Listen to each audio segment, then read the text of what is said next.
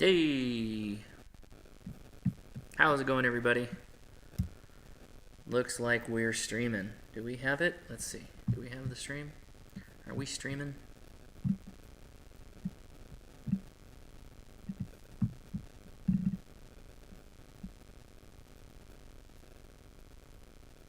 Am I making it?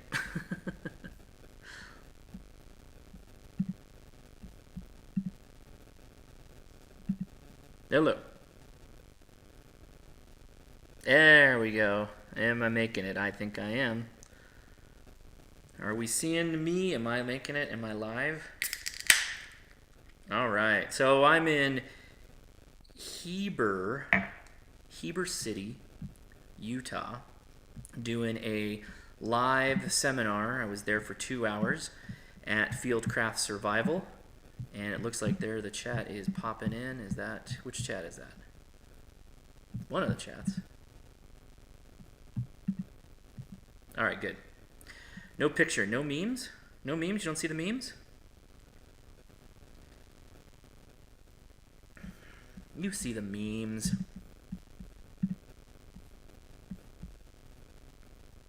Yeah, you're seeing memes. You're seeing memes in chat. This is how I always start the show. You're seeing memes. This is how I start the show, the memes. Give me a second. I'm pouring a beer. It's been a long day. I've been talking for 2 hours straight, and then actually a little bit longer because I was answering questions. Okay, let's see. Let's see. Get ready for my face. Get ready for my face. Man, I'm tired. How's it going, everybody? Oh, the chat just disappeared. So that's fun. Don't know what that's about. There they go. All right. So I'm in Heber City, Utah, a little bit east of Salt Lake City. And I am drinking a polygamy porter from Wasatch Brewery. So, right on. I should have everything else muted. Let's go ahead and mute things. There should be no other... All right, you guys are seeing me now. Oh, man. Wow, what a day. What a weekend. So, Friday, flew in here yesterday to meet up with the Fieldcraft Survival guys. We did 6 videos, and I teamed up with a couple of people in the videos there at Fieldcraft HQ here in Heber, outside of Salt Lake City. Hello from Sri Lanka, right on. Nayan, right on. Nayana. Or Nayana. Hope we pronounced that right. You set up an abandoned house to do a live stream. Yeah, I'm literally, this house is pretty, they rent this house just to let their instructors stay here. So I'm staying here.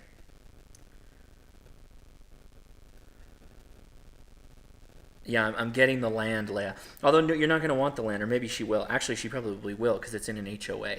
So that's probably not going to be good for me. Probably good for her, though. Not good for me, though.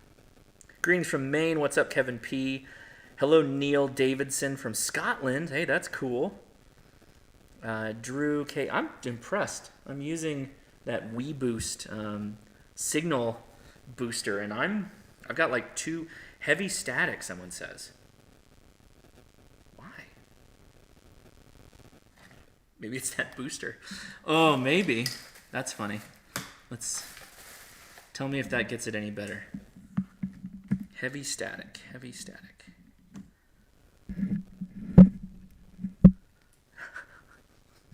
It's just always something, isn't it? When you go portable, try to do a portable live stream. It's always a nightmare. Don't ever do a portable live stream. Better. Okay, so it was that preamp. Interesting. So we'll go around here a little bit. I do have some gear set up on the table. I did bring a ton of stuff. I brought a ton of stuff with me. But that's not the topic for today's show. Today's seminar that I did with Fieldcraft was on beginner, entry-level amateur radio. I talked for 2 hours straight, and my voice is going, so we're going to get right into it. Hey, TC Fitz, thank you so much for the super chat. He says hello from Livermore, CA. Right on. That is awesome. Wonder if the alert box is going to work. Don't know. It is! Hey, thank you, TC Fitz. That's awesome. Thank you so much. Appreciate it. Okay, so why am I out here?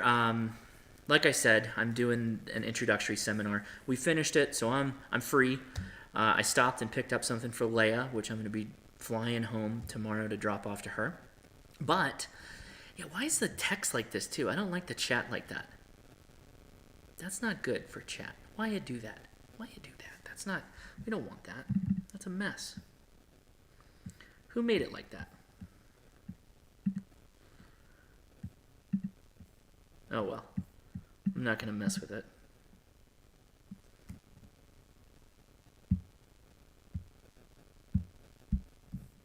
Oh, well, I'll leave the chat.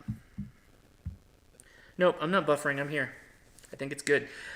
Well, I had to fly here, so I thought I would do a quick talk on flying with ham radio. And I have a couple of slides. I'm going to show you the gear that I brought out, and we're going to have a quick little talk, and then we'll do a little Q&A from the chat, and then we're going to wrap things up, and we're going to go to the Discord for the after chat, which I'll stream to Twitch, but to be honest, it's probably not going to hang out. Hey, Oof Radio, Michael Iafredo, KD9OOF, thank you for the super chat.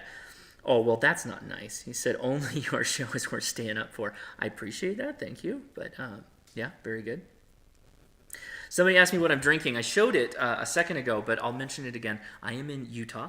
I am by the Wasatch Mountain Range, and there is a brewery called the Wasatch Brewery. And they have Polygamy Porter, which is pretty funny. So, okay, I'm going to do a quick round the room here so you can see what I've got going on.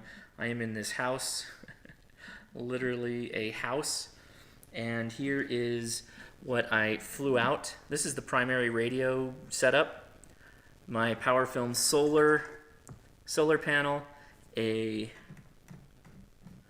tactical mini Soda Beams mast, the Soda Beams dipole, of course the IC705, and I brought two HTs. I brought a UV88, that is a TYT radio. That is what I did a lot of my demonstrations with, because it's introductory to ham radio, right, at the seminar, so that fits in pretty well. But that's not what we're going to talk about. What we are talking about is air travel with ham radio. So I'm going to go ahead and flip over some slides here.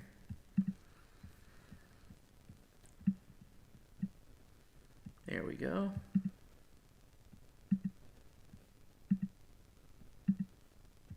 Why is it the chat all weird? Sorry. Apparently it's not working from the last time. There we go. That should be it. Cool. It's working again. Okay, air travel with ham radio. I just have a couple of slides, and I'm going to show you a little bit about what I was messing with. So they're going to pull you out of line. I don't know how many times I've flown with ham radio, but you're getting out of line. Your bag's going to go through. You're going to have radios and antennas and possibly a telescopic mast. You're going to have a whole host of things that they're just not used to seeing. Case in point, every time, always portable. I've always taken the 705 and I've taken the KX2.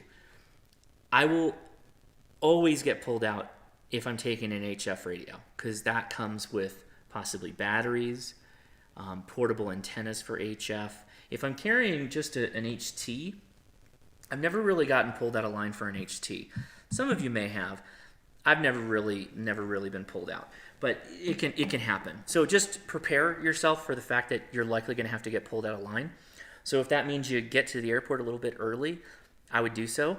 In fact, by the time I got to the gate out of LAX, they were already boarding my plane. When I got to the gate, they had already called all board. They weren't close to closing the door or anything like that. I still had plenty of time. But I made it there like as they were boarding. So always make sure that you take the appreciable time. We'll get to check baggage too in a second. So batteries is going to be the largest thing that you're going to run into if you're dealing with flight air travel, you're going to have to figure out what to do with the batteries. This is straight from the TSA. Lithium batteries, and also this is kind of confusing. This is straight up off of TSA's website. Lithium batteries with more than 100 watt hours may be allowed in carry-on bags with airline approval. So over 100 watt hours. Then it says one spare battery not exceeding 300 watt hours or two spare batteries not exceeding 160 watt hours are permitted in your carry-on bags. For more information, see the FAA regulations and batteries. So what is it? It's saying a spare battery can be 300 watt hours, but that you have to you can travel with 100 watt hours with airline approval. So it's kind of like a double speak back and forth. It's a little odd, right? I mean, I think it's odd in the way I read that. Does that sound odd to anyone else? It sounds super weird. I question everything when I see that written the way it's written. Now, I know that, like I have a vape here, right? Lithium-ion batteries, right, in vapes. You got to carry that stuff on. You can't check that. You need to carry on batteries that are lithium-ion, including your ham radio batteries. So what have I done in the past? The largest battery capacity that I take when I air travel is 6 amp hours. I've found that that's a decent number of amp hours to do portable ham radio with, and that seems to work just fine for me. So that's what I take. With that said, PowerFilm Solar is roughly 6 amp hours with a solar panel. I was a little worried about that I could have had that PowerFilm Solar confiscated from me because it's kind of weird. It's a solar panel and a battery, but then there's not a lot of writing on the battery, the body that says that's how much power is in it. So I was a little hesitant, but I did it. Let's see. Sounds like double talk, says Ray W2CH. I agree. I think with the TSAs written here on the battery section, it leaves a lot to be desired. Very weird the way it's written. So Matt Quince in the chat is saying he has flown with a 12 amp hour Bioenno. That would be my upper limit that I would put on a battery to take on a plane personally. Rafael Pinto says, a guy at TSA in MIA once explained me that hand-wound wires gets their intention. I used to carry a lot of cables in my hand luggage wound together. Very good point. I will note that much like my Studio Go bag or my Studio in a bag that I just did a video of this week, I do put everything in pouches. I try to separate everything and keep things clean so that inevitably when I do get pulled out, they are looking at a x-ray of your bag and they have a general idea of where in the bag and the depth in the bag that the thing they are looking for, they're looking for. I did get pulled out, of course. I said that you always get pulled out.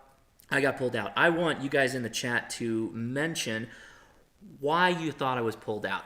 Given all the things I showed, the tactical mini mast, the PowerFilm Solar, my antenna, my 705, my HT, what was the item that they pulled me out of line for? I will be checking and watching, and I'll mention as we go further along the slides why I got pulled out, but I did get pulled out, because you always get pulled out if you are traveling with radio.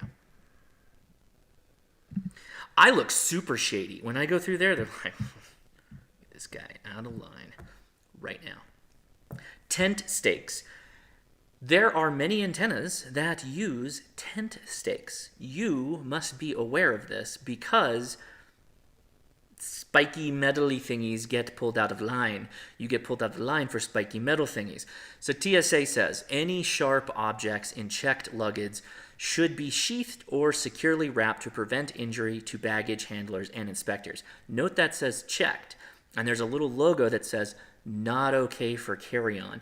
So sharp luggage, tent stakes, not too far off. However, my experience is that blunted tent stakes are fine, assuming it's like a tent stake, not a one of those metal spikes, a hammer-in spike that you get from like Lowe's or Home Depot.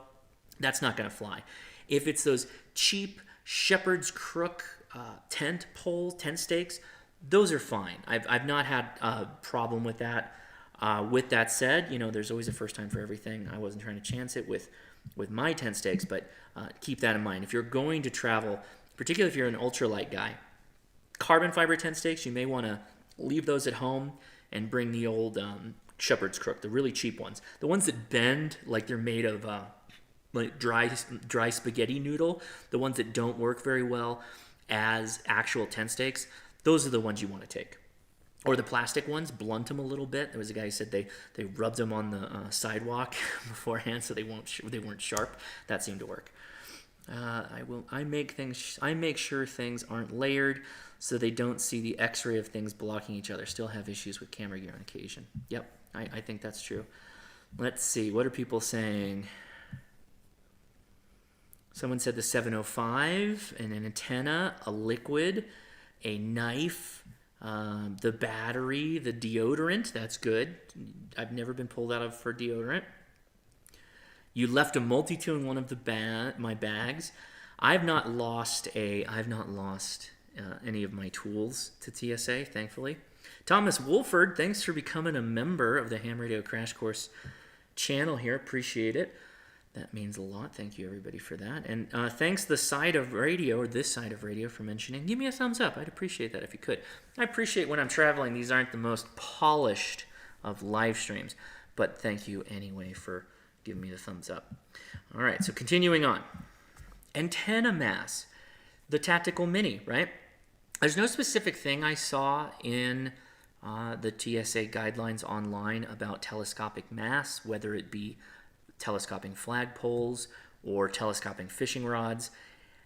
However, I feel like if it's carbon fiber or if it's a pretty stout fiberglass and they see this thing go through the X-ray and it's just kind of like a mass of multiple increasingly smaller tubes, right? That they could be like, well, what's that all about? And then you pull it out of your bag or they pull you aside and they ask you, what do you got going on here? And you're like, well, what is it? What are you going to say it is? It's a fishing rod. Sure, it's a fishing rod. And then you say, I use it as a mast for my antenna.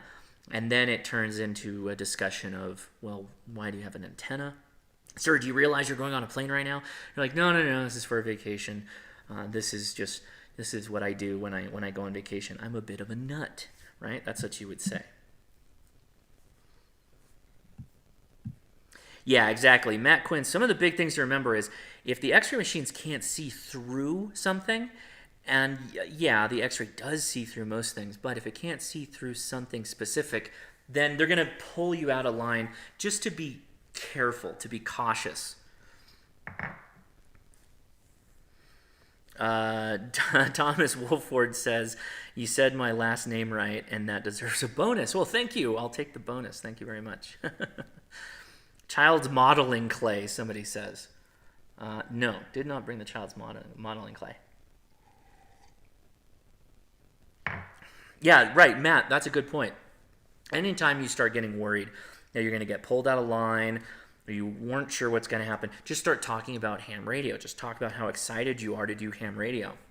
You'll become repellent to all the TSA agents, and you will be on your way as fast as you know what's up. Not really. But I think you get the idea. That's a joke. Works on cops, too. Air travel with ham radio. When in doubt, check the bag. The thing to keep in mind, I was traveling one bag. I was taking my Peak Design Traveler. I wanted to just throw it up in the air. The overhead bin, the flight time between here and Utah, between SoCal and Utah, is 2 hours. It's a super short flight. I had these delusions of grandeur that I was going to get a bunch of work done. Didn't happen. I slept the whole time because I didn't sleep the night before. The only thing that I was really concerned about was the tactical mini, the pole. This is it, right? This is the entire length of it, which is pretty small, I must say. This is actually, for what it is, it's thick, but it's not too long. And this will fit in most of those rollerboard, suitcases. I was just concerned that this sitting in the water bottle pouch of my backpack, because it sticks. It's the same height as the backpack, but it kind of sticks out. I was worried that they were going to ask all kinds of questions about it. Spoiler alert, they didn't. This is this item went right through. You can see the length of some of the segments here. Didn't stop me for this. This was not what required me get out of line. And I actually was really not surprised, but when they started piling through my bag, I'm like, what are they looking for? It was really, really interesting. So basically, if you're worried about tent stakes or some tools or your radio or whatever, check your baggage, right? If you have a rollerboard backpack, throw the mast in the bag, throw the antenna in the bag. You may not want to throw your ICOM IC705 in the bag or your KX2 or any of your hand radios for that matter. You can carry those on the plane with you, but what they pulled me over for was the 705. That's right. Let's see. K9KMV, the Unlucky Ham, thank you very much for the super chat. W2CMP, New Jersey. My last name is impervious to the bonus round, but thanks for everything anyway. Thank you very much. Thanks for the super chat. I got pulled out for the 705. That's right. They were going around, and I'll show you what. And I think I know what happened. So here's the hydration pouch that I use. I'm not going to pull it. I'm not going to disconnect it because that will cause a problem. In the outside pocket was the K6 Hrcc end-fed half-wave antenna. That was in there. The hand mic. Where's the hand mic? Where the hell did the hand mic go? Wait a second. Hold on. Do I have to drive back to Fieldcraft and find my hand mic? Oh, there it is. Okay, we're good. The hand mic. Sorry about that. I'm back. The hand mic was in this little pouch. And then the Anderson's power pole connector that has the 12-volt barrel on one side and then the power pole on the other, wound up really tightly, shoved in here because that's actually what I have connected to my cell phone booster. I have a portable cell phone booster now just to do live streams from the road because this house has no Wi-Fi. Yeah, so that's, I think, what happened. The 705 was in the main body, and then in the outer pouch here, just all this crap was shoved in here, and they were like, nah, dog, we're gonna have a little chat. And that's what happened. So that was my experience in getting out of LAX. Obviously, I still have to fly home tomorrow. I'm hoping that they're not going to care in the Salt Lake City airport. But there you go. Ham Radio DX, thank you for the super chat. Thanks for all you do. Josh, keep up the great ham radio content. Thanks, mate. Thank you, Hayden. That's a great YouTuber as well. Hayden, I don't know if you noticed this, but on my backpack video, if you saw that, yeah, I used some footage of my computer watching your airplane video about Whisper, when you were talking about Whisper. Kurt Webb, yes, I'll take questions in a second. I love that video. I was doing B-roll, and I needed to take a picture to put for the laptop, and I just had yours up there, so I took a picture of it. So yeah. Okay. Anyway, so those are my thoughts on air travel. It's actually not that. If you air travel, batteries got to stay on you, so you can't check them. Do not put the batteries in the checked luggage. Expensive radios you should probably keep on your person, but for the extraneous large things, your antenna masts, your big antennas, tent stakes, anything that you would need to go onto your radio to make it work connection-wise, go ahead and put that in a check bag if you can. That will make your life a little bit easier.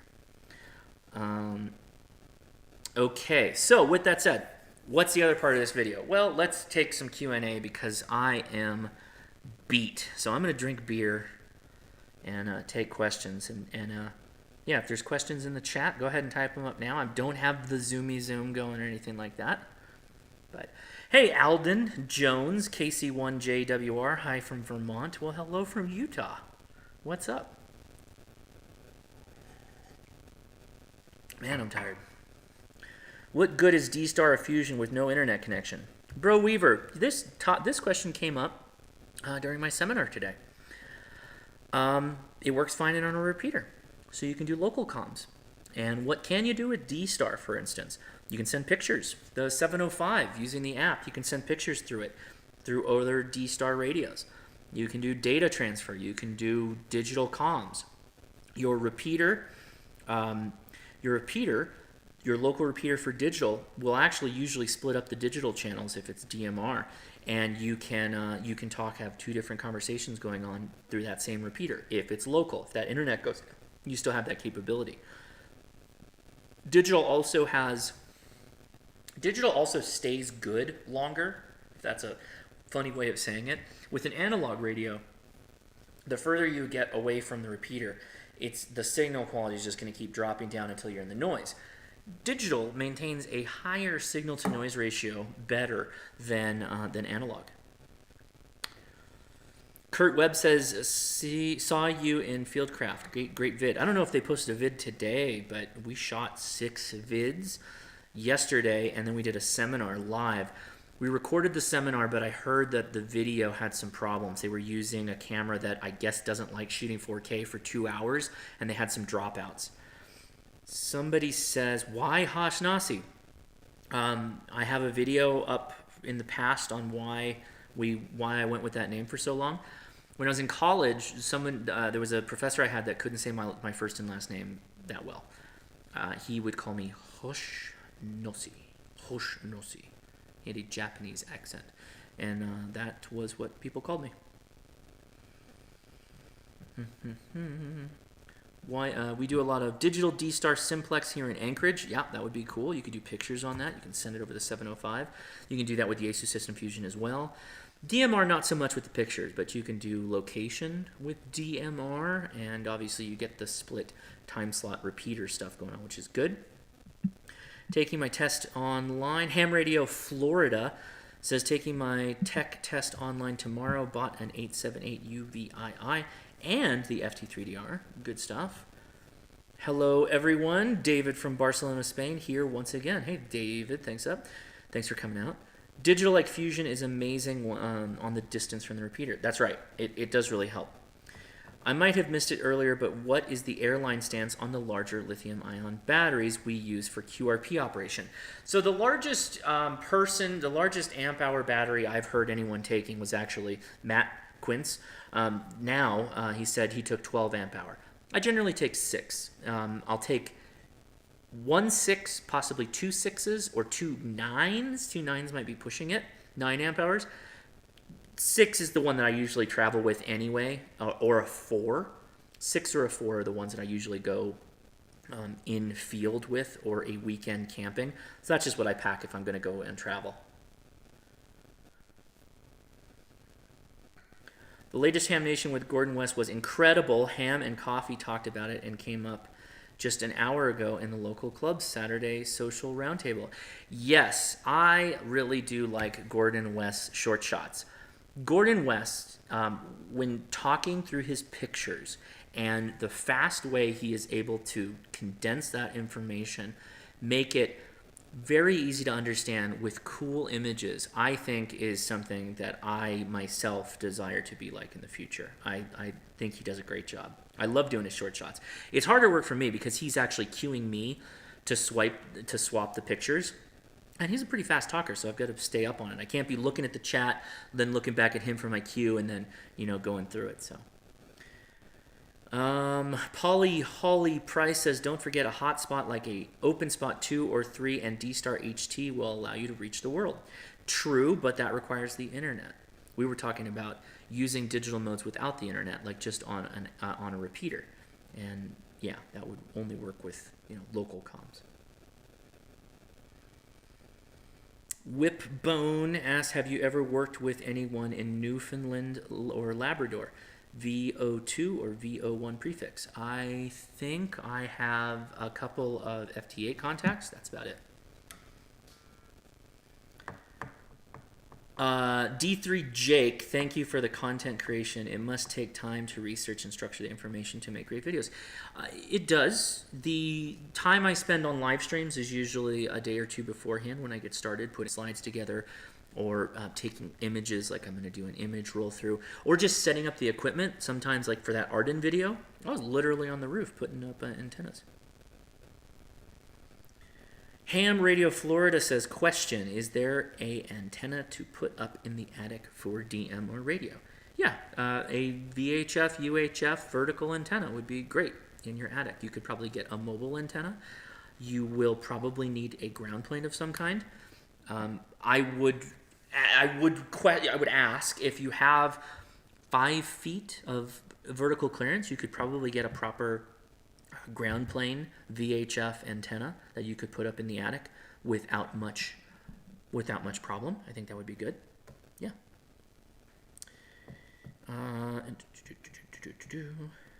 K9KMV, the Unlucky Ham says, oh, he's talking to Josh Walton, different Josh. But he's asking him how he likes his Lab 599 Discovery. This side of radio, yeah, we should mention, I don't have any on my website links set up. I just wanted to do the live stream here. So next week, for sure, we'll be talking about it. But, yeah, YouTubers Hamfest is coming up Memorial Day weekend. We are going to be going from Friday through Sunday. It's gone international, y'all. We'll have Australia. We will have Great Britain, the UK. We've got a...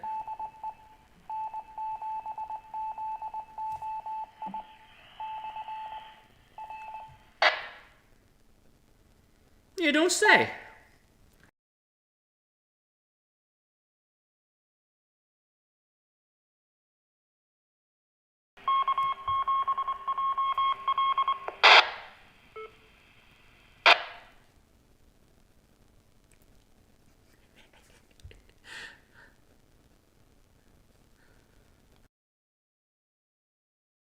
I'm going to see if I'm making the repeater, if there's anybody monitoring this.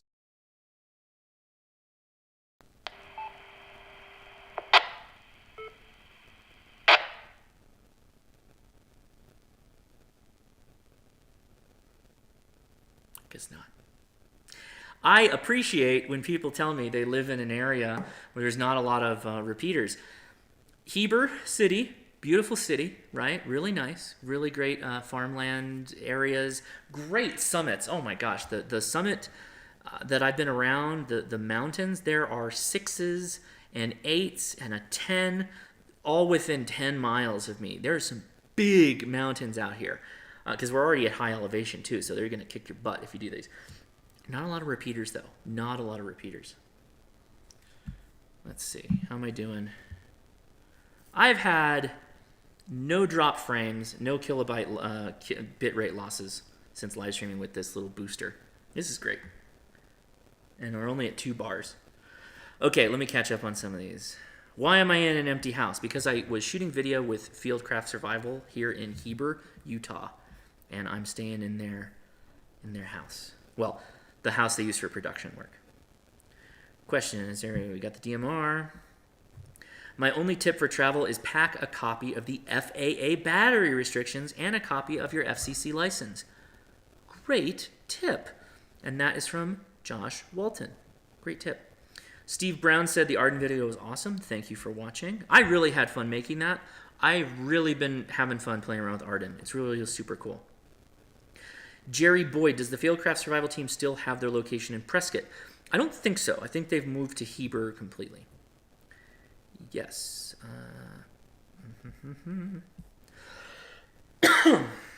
Radio is killing my mic. I believe it.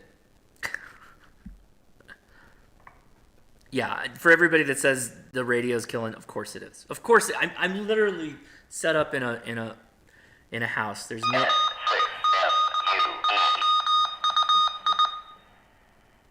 Good Lord.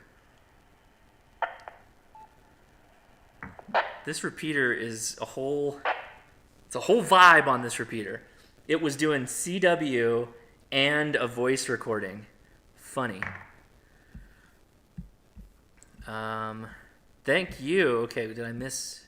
Thank you for the super chat from Hamworld Online. What is a DOP? You'll have to tell me what a DOP is. Thank you for that, though. Where is it? I lost my spot when that thing cuts out. Boy, everybody was like, you're losing audio. It'll come back. Just to hit you directly. Radio's killing your mic. I know. Are you allowed to use radios in the air? Yeah, so you can use ham radio if you get permission from like a flight attendant or more likely the pilot. Well, you just saw, I'm right here, and I keyed up this radio, and it plays havoc with all my equipment here. Is that likely to happen with an airplane? No, but that's the concern that people have. So that's why they don't really allow it. And yeah, I asked, hey, since I'm flying on this plane, can I use my FCC licensed amateur radio on the air? And they say, No, you can't. We're very fortunate here in Central Florida to have lots of repeaters. Yeah, same with me in SoCal. We can't walk down the road without tripping over a repeater. I'm only half joking because we're filthy with repeaters. And if it's not that, it's simplex frequencies. There's so many people talking on simplex. Thank you for explaining. The DOP is the Dominican peso. Thank you very much. Appreciate that. Mm-hmm. Is that KI7JUI that I am monitoring? No, I'm on N7ZOI. Did I say that call sign wrong? I think I did. No, I'm not on KI7. I'm on N7ZOI. That may be the wrong. That's what Chirp pulled up. So.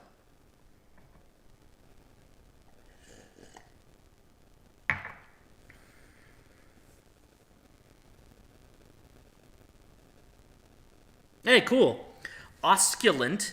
Osculant, you're probably running, I'd say, the most aggressive looking ham radio setup. You're running a G90, so he packs a G90 in his carry-on with a Miati 8 amp hour, which is it's an appreciably sized battery. Oh, KI7 is on Echolink? Okay, let's see. I think I have that.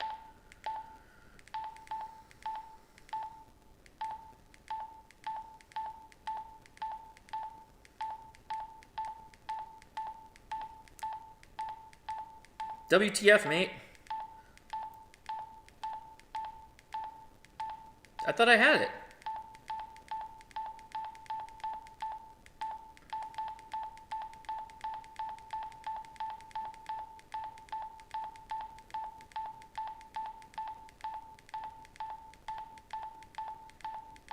Oh, you know what it is? I did load some Salt Lake City repeaters. There's way more in Salt Lake City. N7ZOI, I'm back around again. What the heck? I thought I had this one.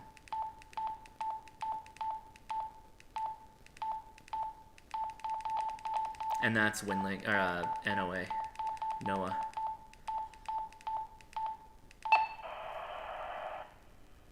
Oh. There it is. Somebody was there. N7ZOI. Somebody's kerchunking. November 6th, Mike Uniform Echo.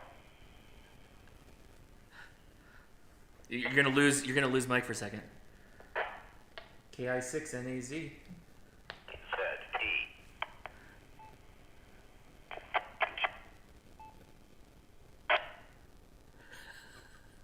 I'm gonna blow up this repeater. I don't know if it's on Echolink or not. Okay, well, if you're watching this, I don't know if it's on Echolink or not. don't restream my stream on the repeater. Now I'm gonna get in trouble.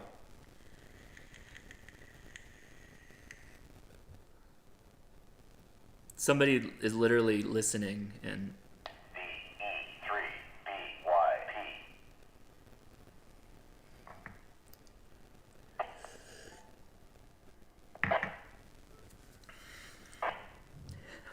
Why is there nobody saying hi? You can be on the stream. W2CMP, New Jersey. The pilot is likely to say no, so they don't have to take the chance. Yeah, exactly. And the flight attendants are likely not even to want to bring it up to the pilot. Just not worth the effort. Oh, so they're on... That is the Echolink repeater then. N7ZOI. N7ZOI is the repeater. Yes, I apologize for everybody that's catching this at a later time. I am in Utah. I spent all day working on slides, and then I just did a 2-hour seminar where I was on my feet the entire time and nonstop talking. Oh, Osculant clarified. Came back and said, I check the G90 most of the time, but have brought it through security before. No problem to use on a long layover for POTA. Yeah. In fact, I think I think I'm actually in Apota Park right now. I think the Wasatch Park is where these houses are. I just didn't have the time to. I just didn't have the time to set up, and then also figure out where to stream from. So, this is an HOA, so I was worried about. I was also worried about the HOA ninjas coming and getting me. This is an HOA, so I was worried about I was also worried about the HOA ninjas coming and getting me. Don't just stream the stream out on the repeater. That's not nice.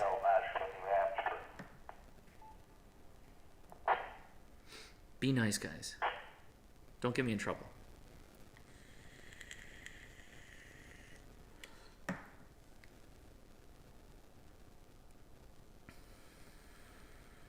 I'm back in Orem now, and it's a strong one, but I don't hear it keying up when I try.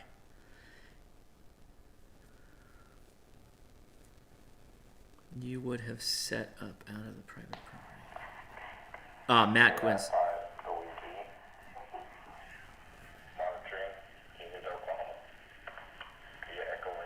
Oh, so we are getting echoing.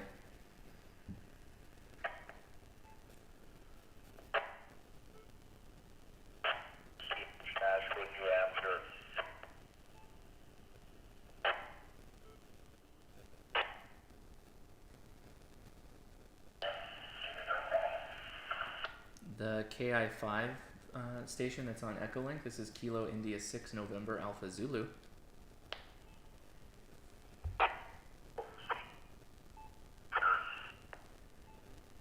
Somebody's got a big problem with their Echolink.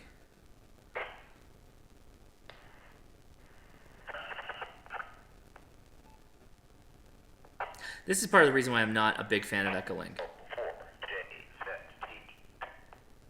Multiple stations are trying to connect.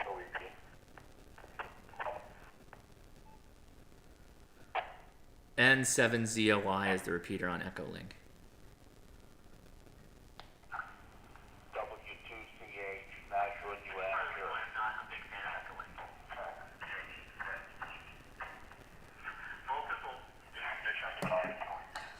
All right, I'm not gonna. Never mind. I'm not gonna do it if you guys are gonna abuse it. I'll turn off the radio if you're gonna try and get on Echolink and abuse these poor local folks. Not cool, man, to restream my stream over Echolink. You're in an HOA. This is a great opportunity for an impromptu session of what can I get away with for stealth antennas. Yeah, but I'm not packing stealth antennas. I packed my...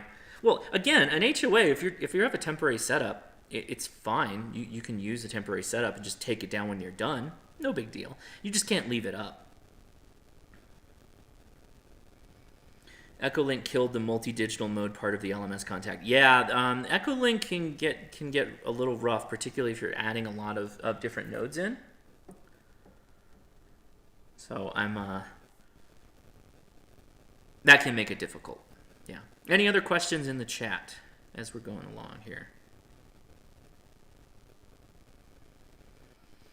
If you've got the Sundance one easily, but Wasatch and Heber are hard to get through the mountains, yeah. Playing radio is temporary in an HOA, not impossible. Yeah, exactly. Nick Smith, you got it. As long as you're taking things down at the end of the day, you really won't bother anybody. I am on an analog radio. I'm not running an Echolink anything that's just connected to that repeater. This is the UV88. This is basically a Baofeng with filters. $25 on Amazon. This is linked in my Amazon store. If anybody's... I added a bunch of stuff to the Amazon store. If anybody was curious, the link is in the description to my Amazon store. You can check it out, what I've got out there.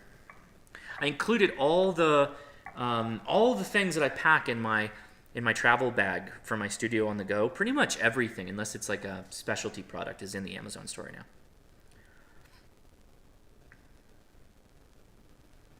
Liberty Cave, what about better antennas than the rubber duck without going to extremes? Do you carry any other antennas when you travel? I absolutely do. Yeah, let me grab them. Hold on.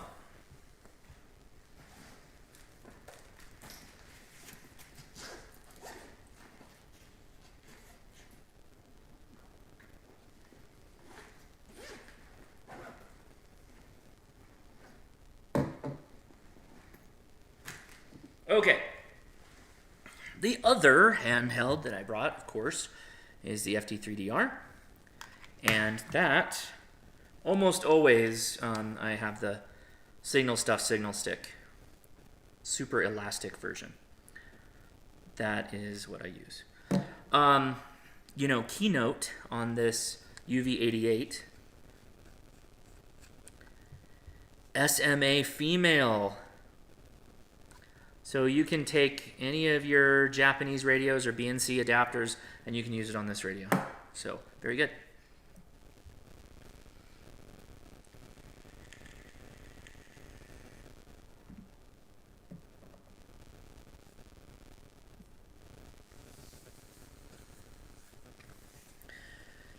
Josh Walton asks, hey Josh, that's me.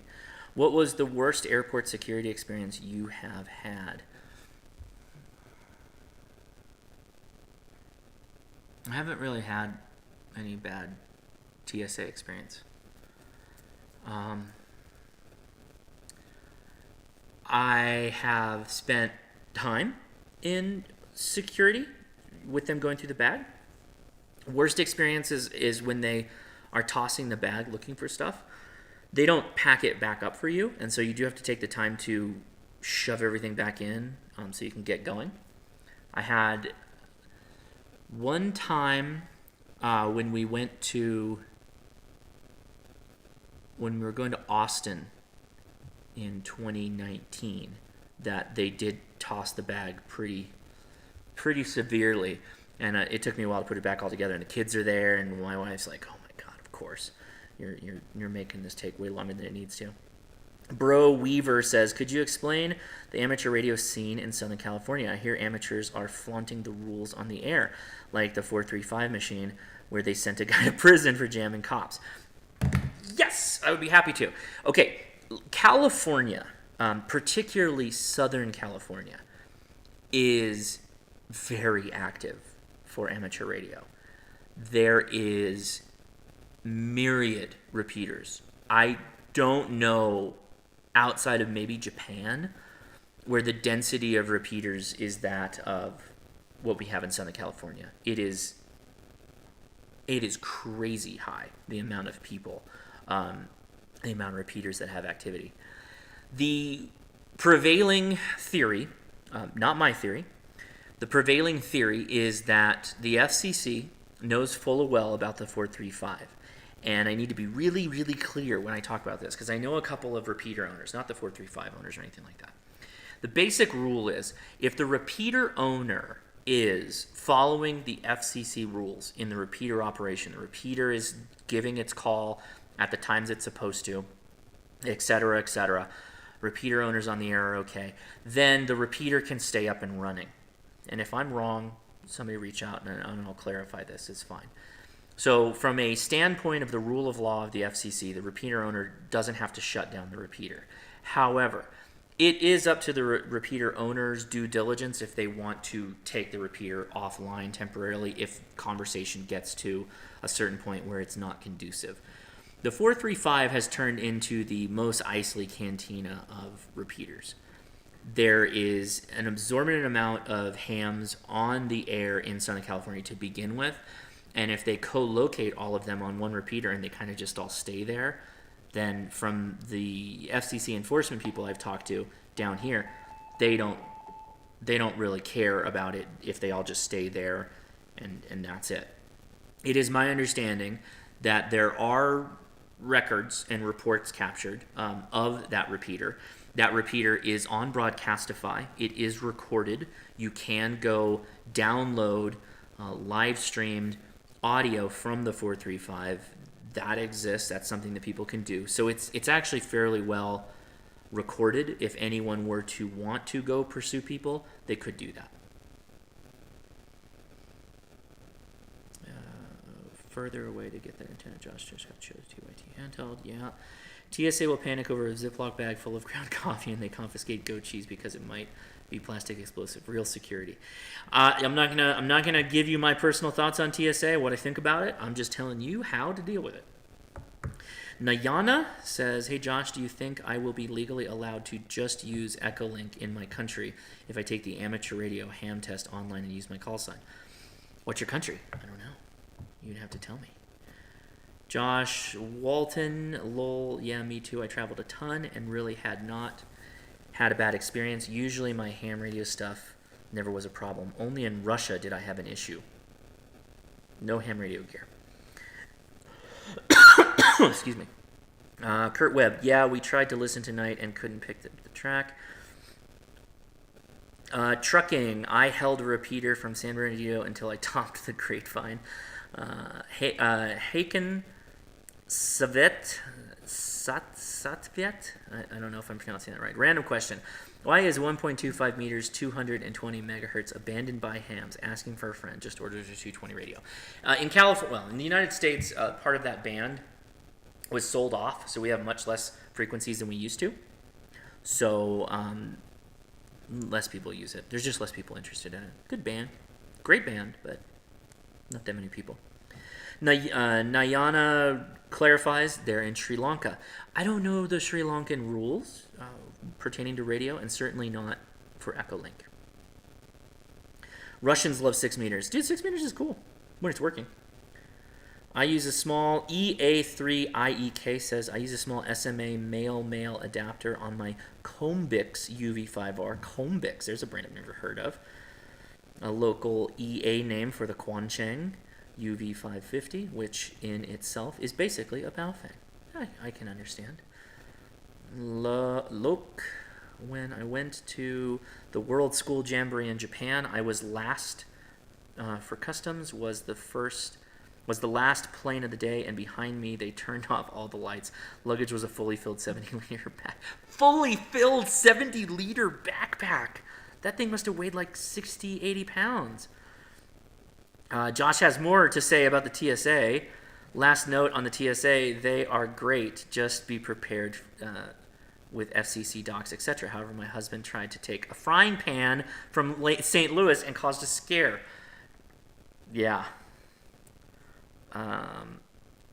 KG6FWL asked, did you bring the 705? I did. You must have missed the beginning of the stream. What ultimately caused the problem was the 705. Not a problem. They just wanted to see it.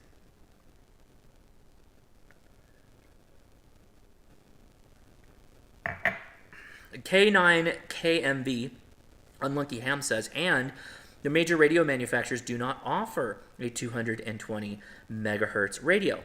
Yes, that's true, because 220 is not legal worldwide.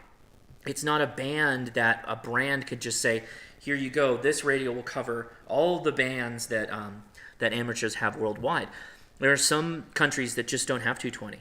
They just don't have it. So if that brand like ICOM wants to sell a SKU of that radio in that country, they would have to modify the firmware to block it in that specific country. And then you have to balance multiple different versions of firmware. Most radio companies are just not willing to do that. Okay, moving on to beer number 2. Now, I would like to note, we will talk about this on the after chat for sure. But I would like to note, we are in Utah.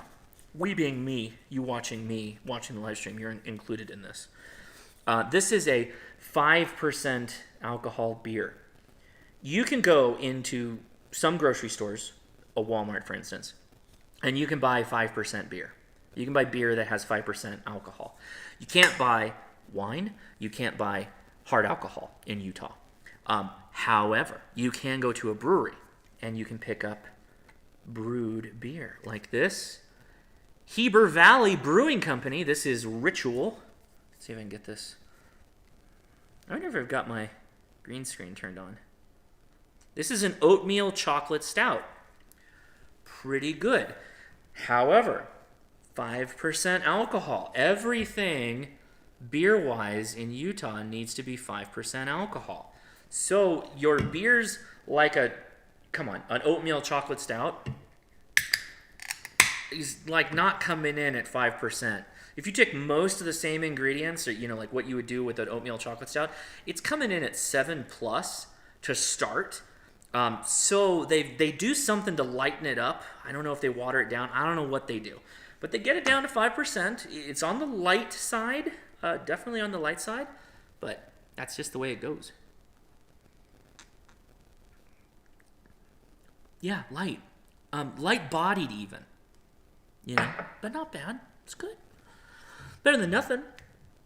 And I think it's cool that there are breweries that are trying to make it work out here. Good for them. That's awesome. Good work to Utah. Utah's beautiful, by the way. It really is. It's one of those states that, like, it's got a lot of natural beauty to it. Obviously, right? Zion, Bryce Canyon, Moab, you name it. There's just some political stuff going on that I don't necessarily agree with. That happens. Most states have something I don't like politically.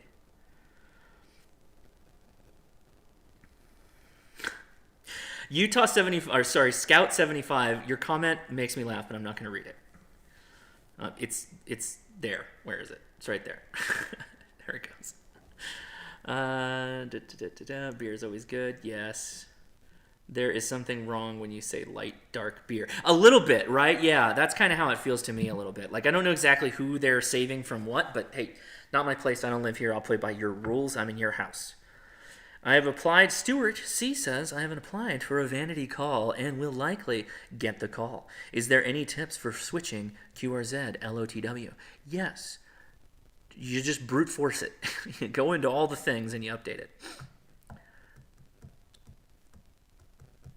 The idea having the FCC regs was a good one. Maybe add a sticker to your battery saying it's compliant with the name standard to help the agent don't misrepresent. Yeah, I should have done that. In fact, I should have also put my FCC license somewhere. I think I've got it somewhere, but I'm going to have to go look and check. Can you list your favorite Alinco HT? I can't. It's on the slides that I did last week, though. Oh, and that reminds me, all the patrons, sorry I didn't upload those slides from last week yet. I will do that. I'll try to do it tonight. I'm probably going to do a review since I'm here, too. I'll find somewhere to set up. Maybe I'll turn, there's a fireplace. Look at me. Look at me. Look behind me. Where is it? There's a fireplace right there. Maybe I'll do a fireside chat. Maybe we'll move the after chat over there. In fact, maybe that's what I'll do. We will be going to Discord for the after chat, and we'll be live streaming to Twitch. So if anybody wants to see that, make sure you check it out. Nathan Branch says, thoughts on the new ICOM? Are you talking about the ID52, the updated handheld? Or is it? Yeah, ID52. When putting your TRX in checked luggage, put a copy of your license too. Good call. I like that. QRZ will update automatically, says Matt and James B. Right on. Very good. Great idea on the sticker. I agree. I'm going to do that. I recently read that the QRZ update was automatic. Yep. Good. Yep. If you want to know about how hot to fly with batteries, check out some of the FPV drone channels they discuss. That's not going to help you. Those the FPV drones are not flying with 12 amp hour batteries. They're flying with little batteries. Yeah, the new Nathan Branch says, yeah, the new handheld. Thoughts? I don't have one in hand yet. I'm going to get one, but they're not done manufacturing to get to me. I will, of course, be using one, though, trying one out. I feel like it's probably going to interface with the 705 easily, and that's good enough for me. Harry Tho says, I'm guessing that you have moved recently. Not much items there. This isn't my home. I am in Heber, Utah. I'm out here this weekend to shoot video with Fieldcraft Survival for amateur radio, and I just got done doing a 2-hour long seminar. That's the word I'm looking for on getting started in ham radio.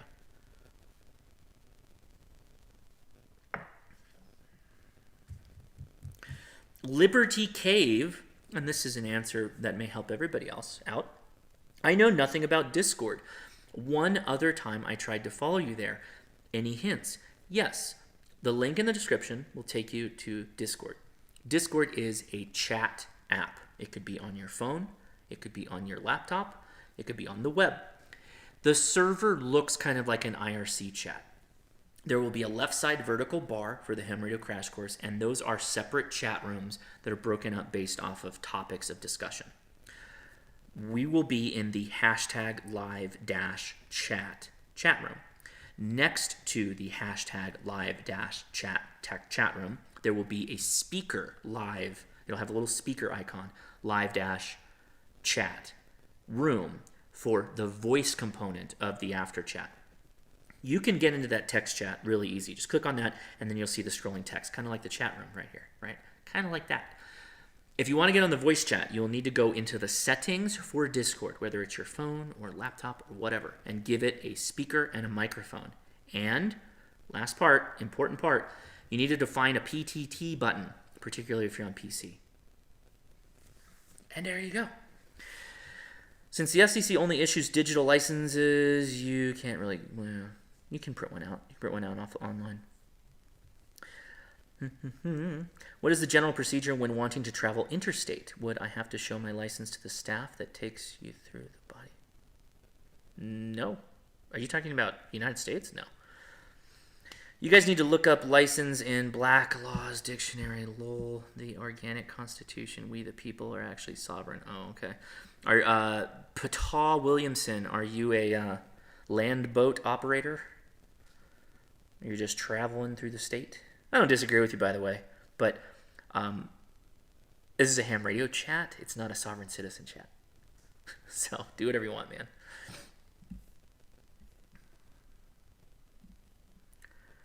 You should laminate your proper license. I agree. You can go on the FCC website and you can print out both a full-page license and a wallet license.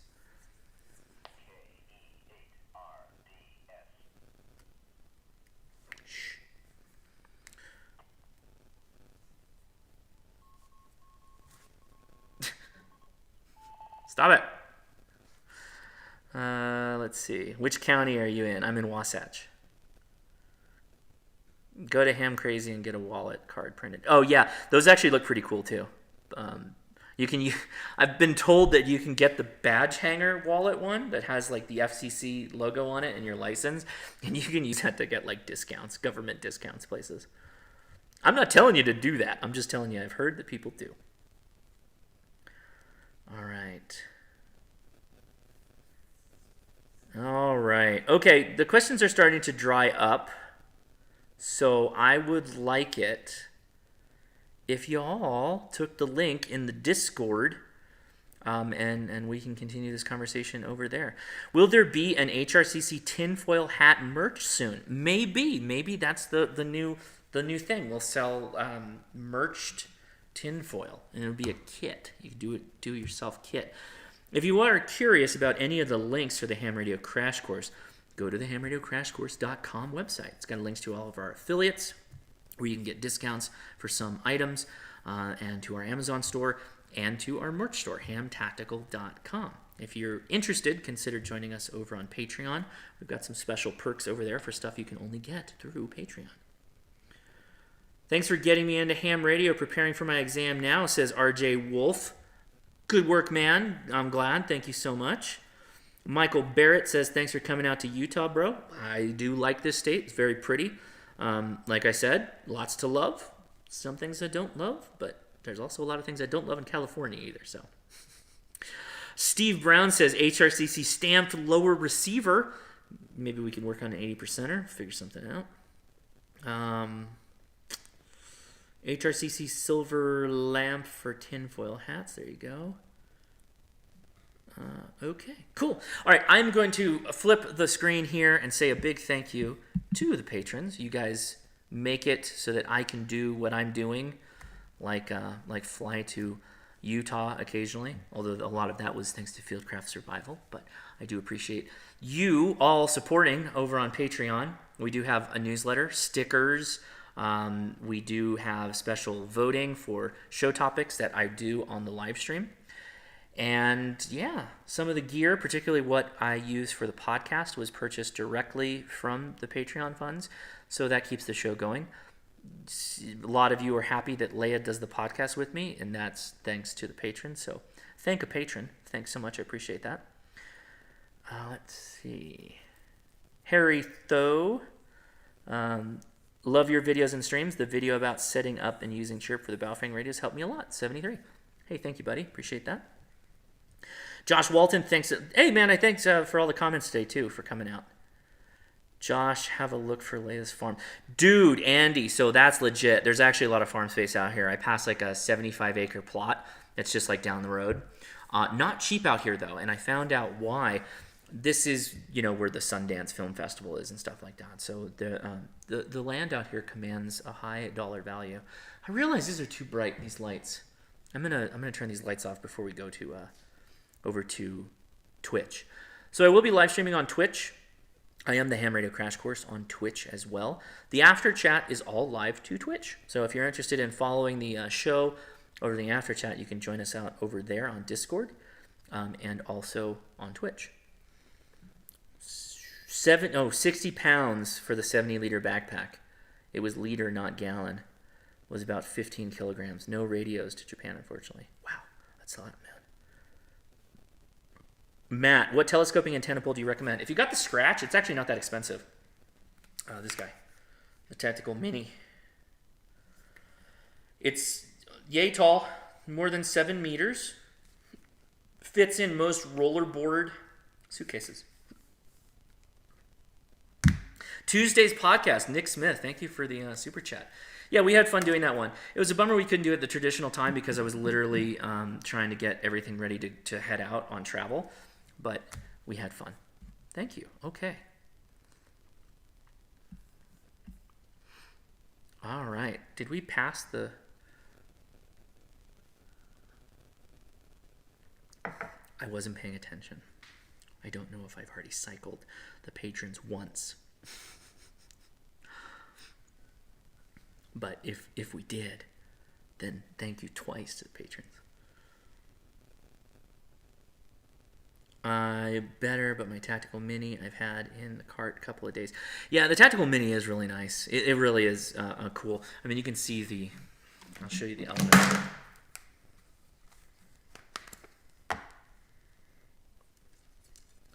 Even the thinnest element is appreciably thick. There's the second element. Pretty good. Yeah, these are nice. These are really nice.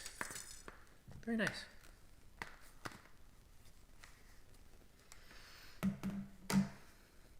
Mick Juba says, can you be exempt from licenses? Not on ham radio.